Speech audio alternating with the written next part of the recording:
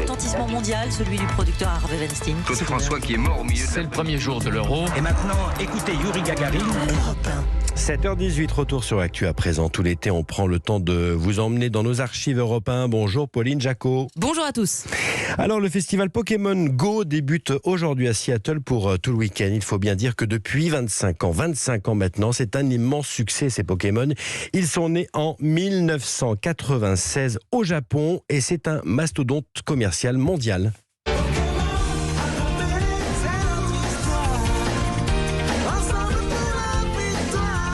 Et on a peut-être du mal à s'en rappeler aujourd'hui, mais au tout début, Pokémon, c'est un jeu de Game Boy, un adolescent qui parcourt le monde à la recherche de petites créatures qui ont toutes un pouvoir particulier. Roucoule, Salamèche, Carapuce, Rondoudou et bien sûr...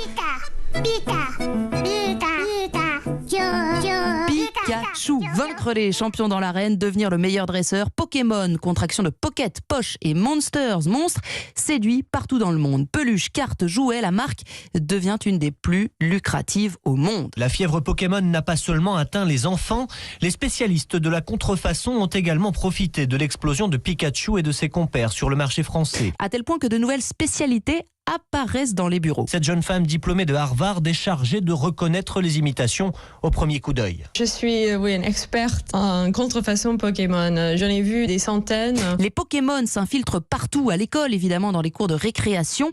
Les élèves revendent des cartes de collection plus de 50 fois leur prix, disent quelquefois les chefs d'établissement. Dracofeu, Larvibule, Manglouton débarquent même dans les rues, dans les parcs, dans les forêts.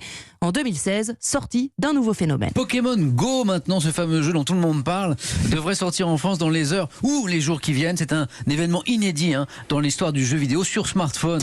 Il faut désormais attraper les petits monstres, non plus sur un écran, mais dans la vraie vie. Ah ça y est, bim, je l'ai eu. Un Bulbizarre.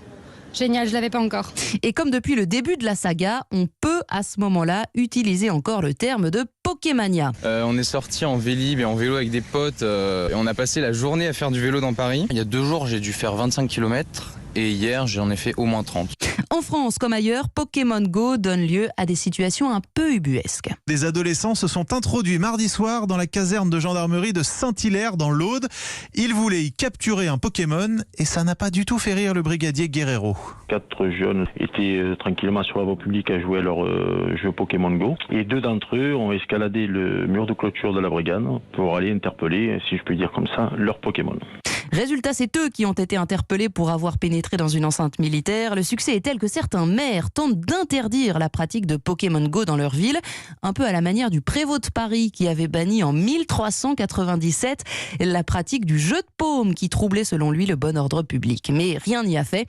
Le mythe Pokémon était trop fort, selon le psychologue Michael Stora. On a besoin d'avoir des rewards, des récompenses d'une certaine manière. Les jeux vidéo nous amusent et nous en proposent.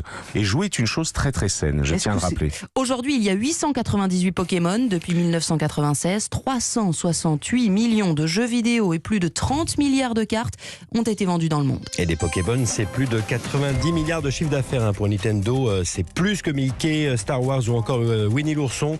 Les archives d'Europe 1 mises en lumière ce matin par Pauline Jacot.